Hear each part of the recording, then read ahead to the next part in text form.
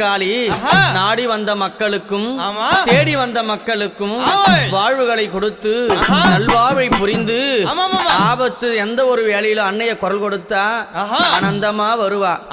தீங்கது செய்யாமல் திமிராம பேசாமல் அவளை ஏதளப்பம் செய்யாது இருந்தான்னா அவகிட்ட எல்லா உத்தரவும் நடக்கும்.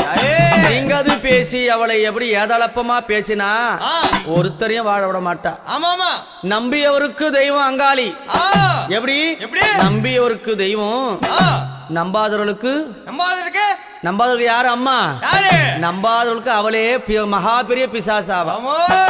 அப்பேர் கொண்ட சக்தி எங்க அம்மா எப்படி வரானா, எம்மா பழுத்த சட மார்பில் ஆட பச்சை போனோம் எழுந்தாட பத்தினியால